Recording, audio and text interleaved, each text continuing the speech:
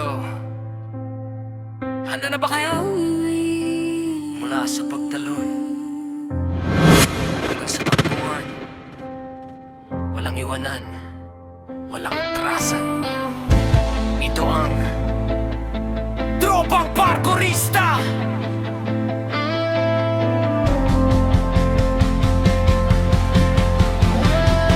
Let's go! Talon dito, talon doon, abot hanggang langit.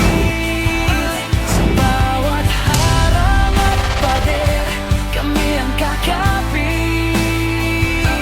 Isang pamilya, isang lakas, hindi matitinas.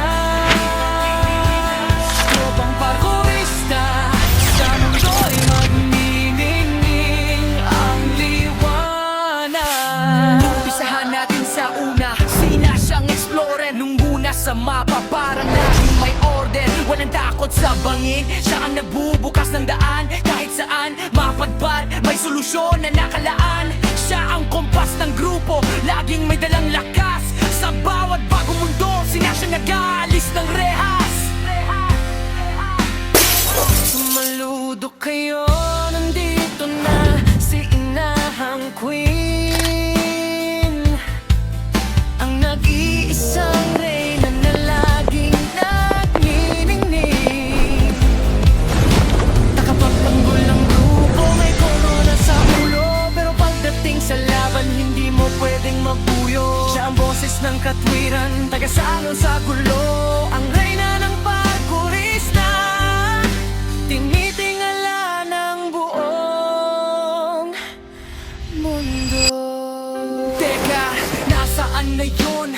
Sabi ko na nga ba, si Dark ang makulit, biglang nawawala na parang bula. Andyan lang kanina, ngayon biglang naglaho, may sariling mundo. Mahilig magtago, pero kapag kailangan ng bakod sa gitna ng laro, biglang susulpot sa likod mo, sabay sabing, andito po si Anang asawa ni Isabel, ang The Flash kung tawagin. Sa sobrang bilis tumakbo, parang hinahabol ng hangin. Iiwan ka sa pwesto, isang kisap mata lang. Pero pagdating sa kanyang reyna, tapat at walang kulang. At si Isabel naman, ang asawa ni Ian na mahinhin.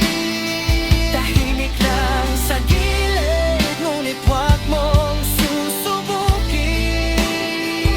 Mahinhin kung kumilos, pero palaban sa dulo.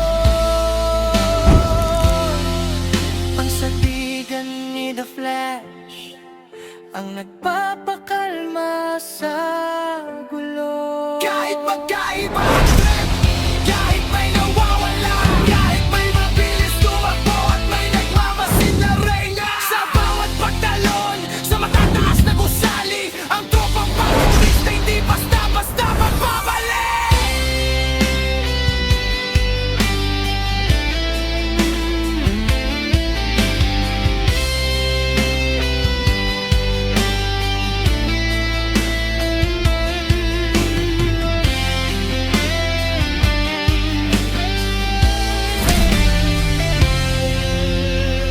Nash, Ina, Gat, Ian, at Isabel.